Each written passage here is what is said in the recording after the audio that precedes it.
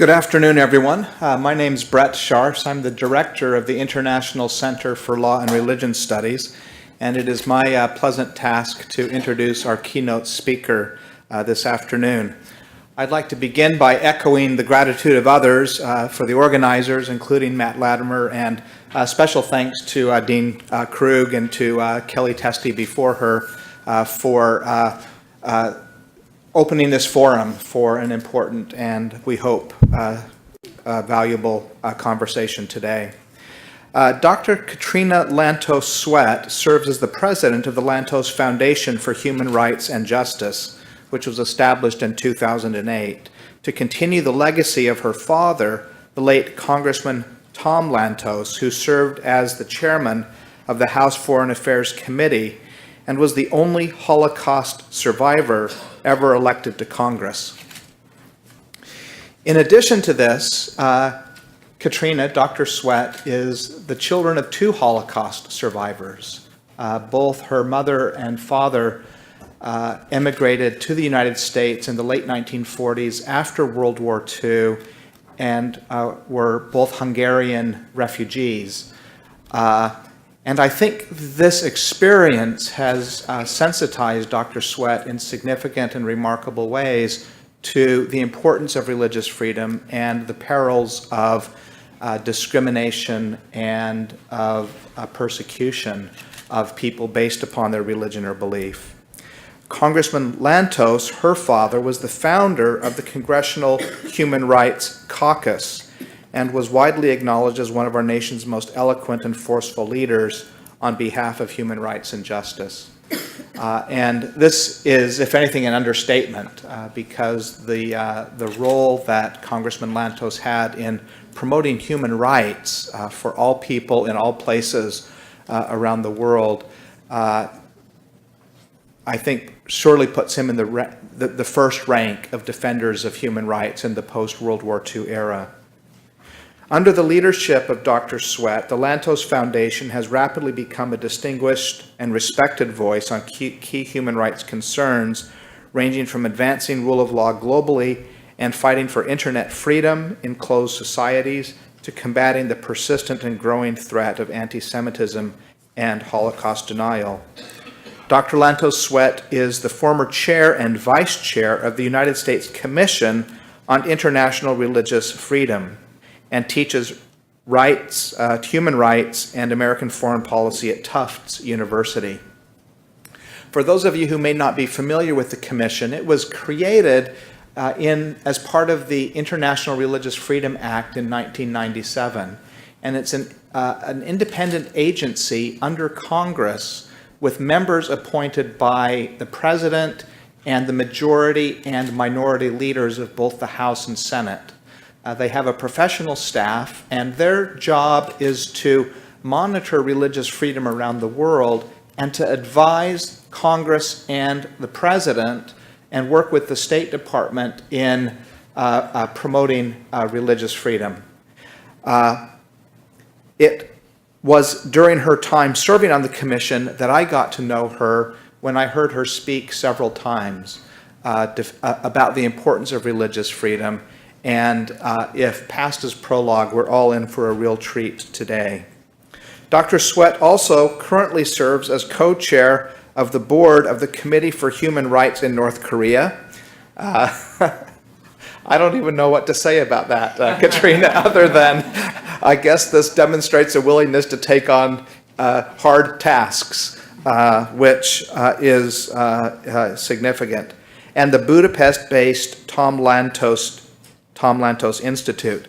I teach for the last 15 years each spring at Central European University in Budapest, and so I feel a little bit of a connection to Katrina because of my love for Hungary and my love of the great city of Budapest. Dr. Lantos Swett also serves on the advisory board of UN Watch, the annual Anne Frank Award and Lecture, the Warren B. Rudman Center for Justice, Leadership, and Public Policy, and, I'm happy to say, the Brigham Young University Law School. Lantos Swett earned a political science degree from Yale University at the age of 18, so you can do the math. and a Juris Doctor from the University of California, Hastings College of Law, and a PhD in history from the University of Southern Denmark. Please join me in welcoming one of the great defenders of human rights, including the right to freedom of religion and belief for all people in all places, Dr. Katrina Lantos Swett.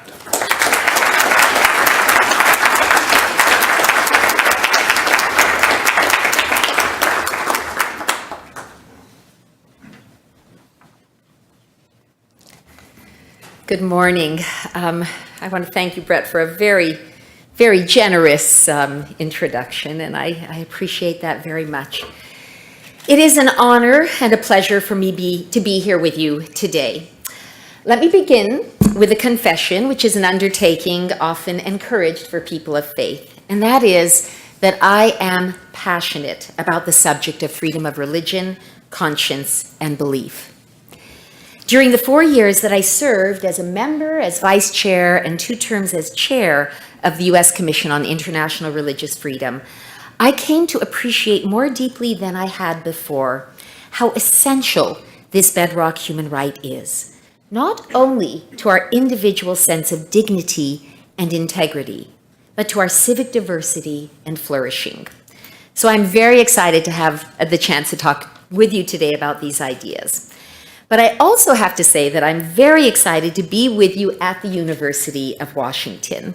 My father, who was mentioned previously and who I will be talking about further in just a few minutes, is an alumni of the University of Washington. This is the first place that he came to after surviving the Holocaust and coming to the United States as a refugee.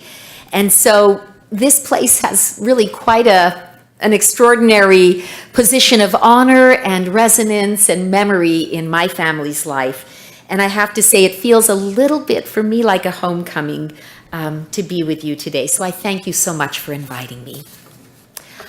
I want to start by sharing 2 stories, one historical and one very personal, that I think illustrate the different but complementary ways in which freedom of conscience is important to us as individuals and to the societies we inhabit. First, a big picture from history. A few years ago, I traveled to Berlin to participate in the OSCE's 10-year anniversary conference examining the problem of anti-Semitism in the EU, which, as I'm sure many of you know, has seen an alarming rise in recent years.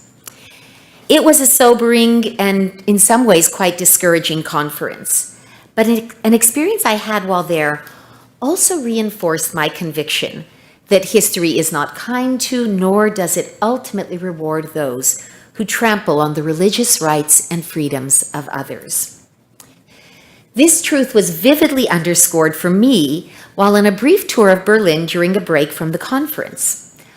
I was struck by the comment of the tour guide that when the Edict of Nantes was revoked in 1685, thousands of persecuted Huguenots fled from France to the city of Berlin, where they ended up starting many of the industries and trades that became the backbone of that region's economy.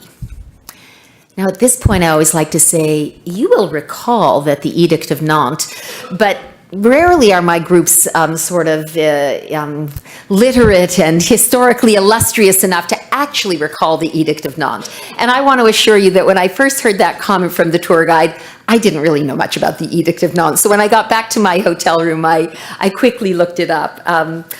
But when the Edict of Nantes was signed in 1598 by Henry IV of France, it had granted to the Calvinist Huguenots substantial rights in a nation that was overwhelmingly Catholic.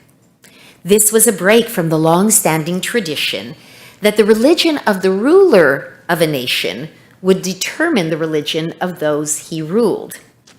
This doctrine was well summed up in the Latin phrase, cuius regio, eius religio, whose realm, his religion.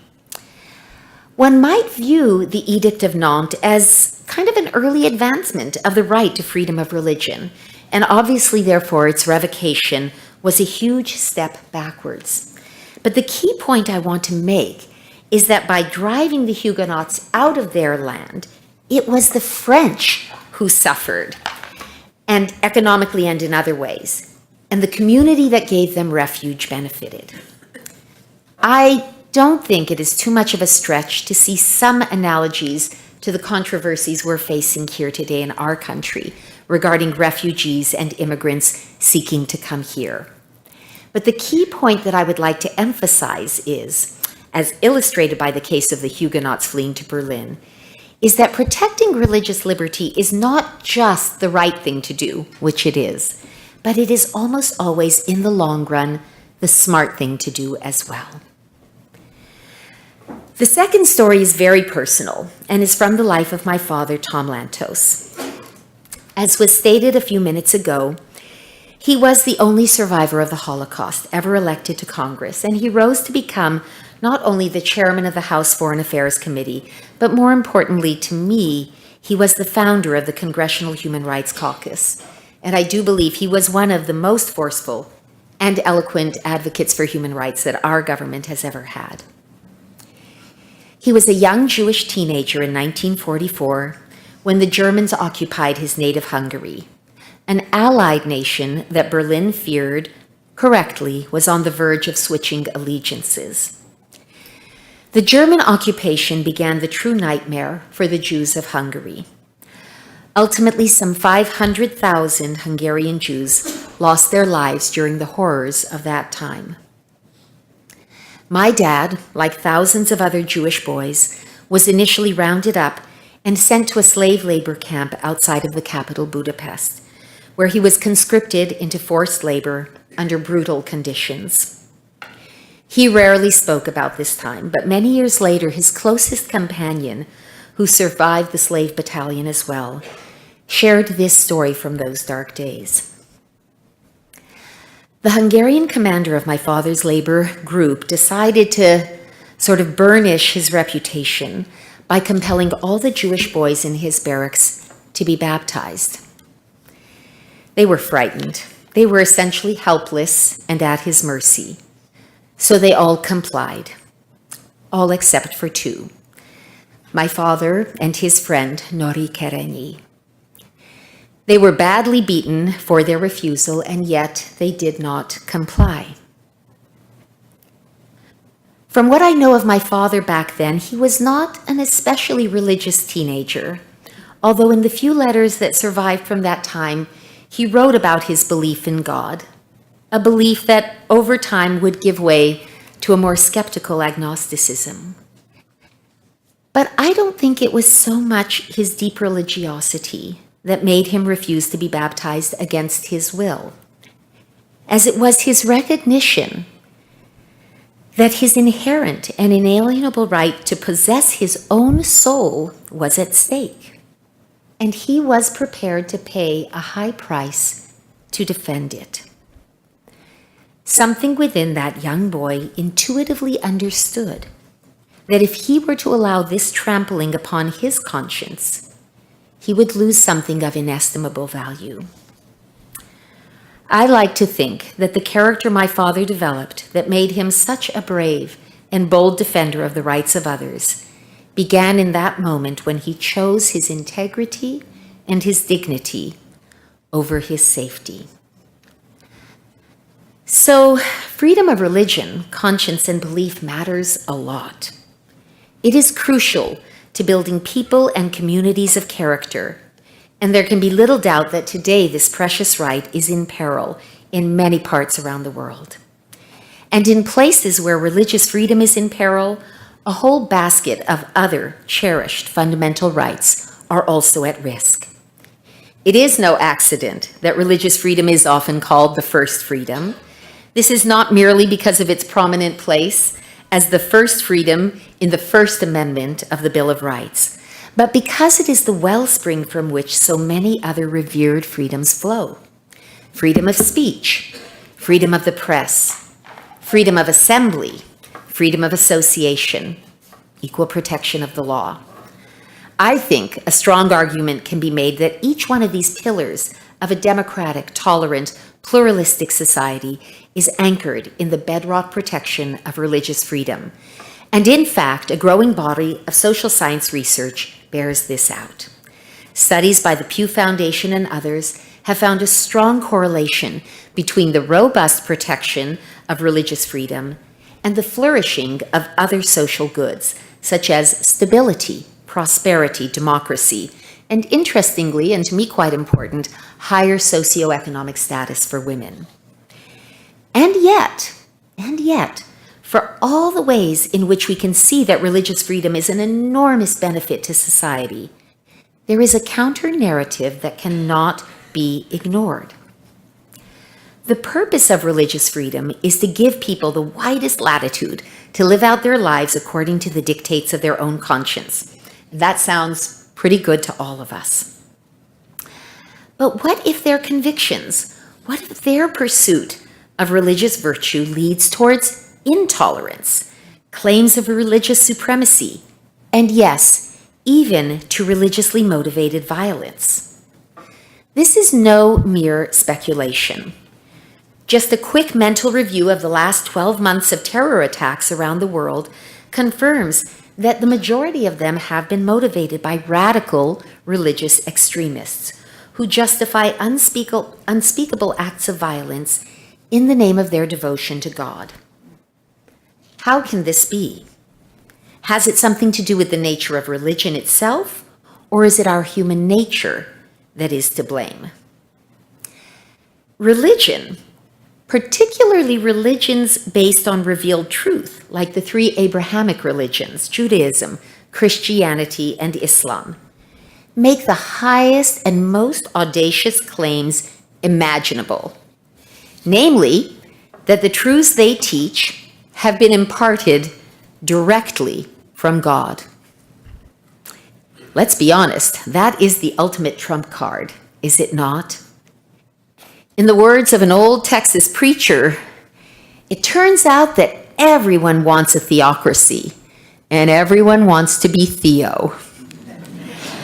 That, my friends, can be a real problem. I am reminded of a freewheeling game of rock, paper, scissors that I observed two of my children playing many years ago when they were quite little.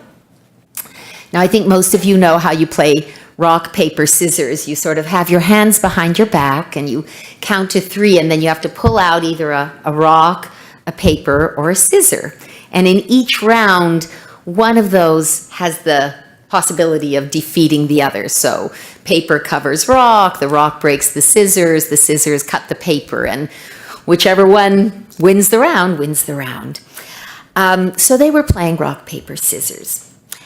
They decided to spice up the game by letting them pull out anything at all after the count of 3. There were cries of tigers and tanks and all sorts of imaginative things. And as you can imagine, the arms race kept escalating with each round, getting more and more excited and exciting as the kids tried to outdo one another in coming up with an unbeatable ordinance. Finally, it came to a climax as my daughter, who was a few years older, at the count of 3 yelled, "Tsunami!" with a triumphant look on her face. Meanwhile, my son Atticus, who was sitting opposite her, was just silently waving his arms back and forth, very mysterious. Mystified, we asked him what that was supposed to represent, and he just replied, "God." That was it. Game over. There was nothing left to say, no more game to play. Well, in the realm of revealed religious truth, there is a danger that when adherents invoke God's revealed truth, they think that means the game is over. There is nothing left to discuss. Even more alarming, of course, some may feel a duty to compel obedience to God's revelations by any means necessary, and they consider it a supreme act of virtue to do so. It makes me think of the chilling quote from Robespierre, he of the Reign of Terror in revolutionary France. He said, "First comes virtue, and then its emanation, terror." Indeed. We are seeing this sort of religious radicalization now in many parts of the world, and it has certainly been seen many times in history. During the period from 1618 to 1648, much of Europe was ravaged by the brutal 30 Years' War, which began as a religious war, and by some estimates led to 8 million deaths across the continent. The devastation was so great that it prompted a radical new system of political order in Europe, referred to as the Peace of Westphalia, which established our modern concept of the sovereign state, as well as the beginning of a more tolerant attitude towards religious diversity. The Enlightenment accelerated this move by the West towards embracing a separate, individual, and to some degree subordinate role for religion in civil society, and with it, a more settled acceptance of religious tolerance and its companion, religious freedom. This was perhaps most effectively achieved in the United States, with our historically unique and very bold idea to provide for both the separation of church and state and the unfettered free exercise of religion. And I would argue that this extraordinary combination has been sort of the secret sauce that has made our great American experiment so successful. Thus, we can acknowledge that religion has enormous potential to be a great tonic in society, building character and imparting virtue, and above all, giving meaning and direction to the lives of its adherents. But we also see that there is a risk implicit in the absolute truth claims of religion that can lead to intolerance and radicalization. So how do we ensure that religious freedom safeguards the conscience and convictions of all, but restrains the impulse of some to become enforcers of God's will on earth? How can we help religion to be a tonic, not a toxin, in our body politic? I'd like to suggest a few answers. First, James Madison, the father of the Constitution, believed that religious pluralism was essential to protecting our civic rights. And if we can accept the need for this pluralism, it is a powerful antidote to the dangers of absolutism. Voltaire said the following: "When there is only one religion, tyranny rules. When there are two, religious war reigns. When there are many, liberty comes." A lot of wisdom in that. Secondly, when we speak about defending freedom of religion, we must protect not just people's right to have their beliefs, but their right to access the public square where ideas are exchanged and debated on the basis of equality and respect. Protecting religious freedom must mean protecting the public arena itself. Our duty is to defend not just the players on the field, but the turf. Third, we have to acknowledge that while broad accommodation should and indeed constitutionally must be made for religious requirements that faith imposes on its adherents, sometimes religious practice will have to conform to earthly laws and standards of justice, not because we place man's law above God's, but because we have the civic humility to recognize our own inadequacy in knowing how God would have his laws applied. This idea is well illustrated in one of my favorite works of literature, Robert Bolt's famous play, A Man for All Seasons, about Sir Thomas More. In Bolt's depiction, and I'm very well aware that Hilary Mantel has, written these fabulous books with a very, very different take on Sir Thomas More, but I'm going to go with the Bolt version of Thomas More for purposes of today's remarks. In Bolt's depiction, we follow More as he tries to navigate the terrain between man's laws and God's laws and his ultimate duty to each. And I brought with me my well-worn copy of the play, which I often have with me, and it is literally falling apart. As you can see, I have to hold it together with a rubber band, and my family is always asking, "Can we please get you a new copy of that darn book?" And I say, "Absolutely not. This is close to sacred to me because it's so well thumbed and read, and the pages are turned down in just the right places." And by the way, since we're in a law school, I know the dean is no longer here, but I really think this play should be required reading for all law students. So to the professors here at UW, I'm going to ask you to consider, or maybe it should be one of the books you send to your incoming 1Ls to read, because it is a fabulous book to prepare future lawyers. But I'd like to read you two brief passages. We're going to follow Moore as he tries to navigate the terrain between man's laws and God's laws and his ultimate duty to each.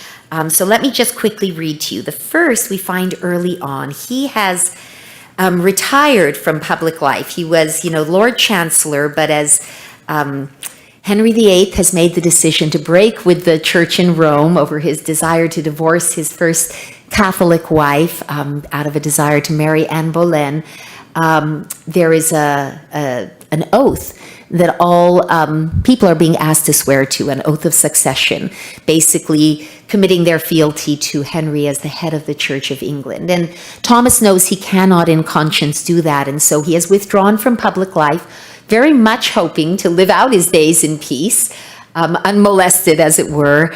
And we find him on his estate, and Richard Rich comes to him looking, he's somebody who will ultimately testify against him in his trial. But at this point, he's coming looking to Sir Thomas More to hire him, to give him a place sort of in his household. And Sir Thomas More refuses, and Rich goes off unsatisfied, and his family members are very alarmed, and they want Thomas to do something about this. And the characters are his daughter, his daughter's fiance, and his wife. And they say to him, the son-in-law, future son-in-law, says to Sir Thomas More, arrest him. Yes. And More says, for what? And his wife says, he's dangerous. Arrest him for libel. He's a spy. He is. Arrest him. And then his daughter says, Father, that man is bad. And More responds, there's no law against that. And his son-in-law, who's very full of righteous fervor, says, there is God's law. And More responds, then God can arrest him. Sophistication upon sophistication. No, Roper. Sheer simplicity. The law, Roper, the law. I know what's legal, not what's right, and I'll stick to what's legal. Then you set man's law above God's? No, far below. But let me draw your attention to a fact. I'm not God. The currents and eddies of right and wrong, which you find such plain sailing, I can't navigate. I'm no voyager. But in the thickets of the law, there I'm a forester. I doubt if there's a man alive who could follow me there, thank God. And his wife says, and while you talk, he's gone. And More says, and go he should if he was the devil himself, until he broke the law. So now you would give the devil the benefit of the law? Yes. What would you do? Cut a great road through the law to get after the devil? I'd cut down every law in England to do that. And now More responds. And when the last law was down and the devil turned round on you, where would you hide, Roper, the laws all being flat? This country's planted thick with laws from coast to coast, man's laws, not God's. And if you cut them down and you're just the man to do it, do you really think you could stand upright in the winds that would blow then? Yes, I'd give the devil benefit of law for my own safety's sake. So here we have this extraordinary defense, if you will, of the primacy of man's laws, that to sort of get at the bad guy, to protect yourself from danger, you can't go around willy-nilly cutting them down. But in the next encounter today we will have with him, it's at a very different point. He is now in the Tower awaiting trial on a charge of treason for his failure to swear to this oath, something he hoped to just avoid. And once again, his family has come to see him with the avowed purpose of trying to persuade him to take the oath. And so again, it's this rather talkative now son-in-law, not future son-in-law, who says to him, "Sir, come out, swear to the act, take the oath, and come out." And Moore says, "Is that why they let you come?" "Yes, Meg," his daughter, "is under oath to persuade you." And Moore says to his daughter, rather coldly, "That was silly, Meg. How did you come to do that?" "I wanted to." "You want me to swear to the act of succession?" And she responds, "God more regards the thoughts of the heart than the words of the mouth, or so you've always told me." "Yes." "Then say the words of the oath, and in your heart think otherwise." What is an oath then, Meg, but words we say to God? When a man takes an oath, Meg, he's holding his own self in his own hands, like water. And if he opens his fingers then, he needn't hope to find himself again. I'd be loath to think your father was someone who could do this. In Moore's heroic determination to hold his own self in his own hands and not to open his fingers, even for the sake of his own safety or freedom, I hear echoes of my own young father, holding tight to his soul's integrity, no matter the cost. Finally, perhaps the greatest protection we can offer to the rights of conscience is to embrace a theology that teaches that it is above all God's desire that his children should be free to choose for themselves. This profound, sublime truth is there in the teachings of all the great faiths of the world, although at times it can seem to be hiding in plain sight. It is there in the Quran, which instructs that there is to be no compulsion in religion. It is there in both the Old and the New Testaments. And it is abundant and really even central to the teachings of the Church of Jesus Christ of Latter-day Saints, which includes revelations and writings about our individual free agency that give unprecedented power and sovereignty to each of us individually, and does so as a central feature of God's plan for humanity's salvation and happiness. It is well expressed in the words of a popular LDS hymn that says, "Know this, that every soul is free to choose his life and what he'll be. For this eternal truth is given, that God will force no man to heaven." And so I would like to close my remarks today with a last story that I think beautifully illustrates the profound connection between religious freedom and all the other precious rights we cherish, and underscores that actualizing those rights depends on our individual right to seek truth for ourselves. John Wycliffe, the English philosopher, theologian, reformer, and preacher, undertook to translate the Bible from the Latin Vulgate into the common vernacular in the late 1300s. And he did so in the face of enormous opposition and even persecution from the ecclesiastical authorities of his day. Despite all, he persisted in this mission. And when his work was done, he wrote the following words in the flyleaf of that first Bible.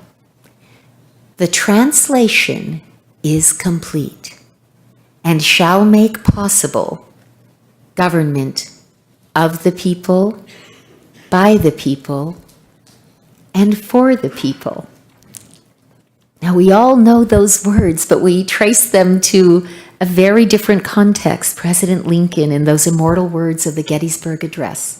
But in fact, they have a more ancient patrimony.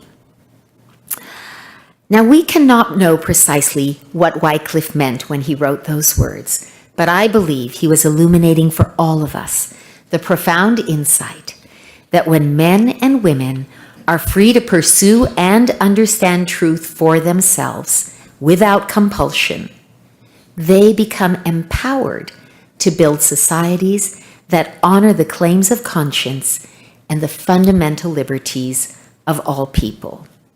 May we all use our God-given liberty to do just that. Thank you very much.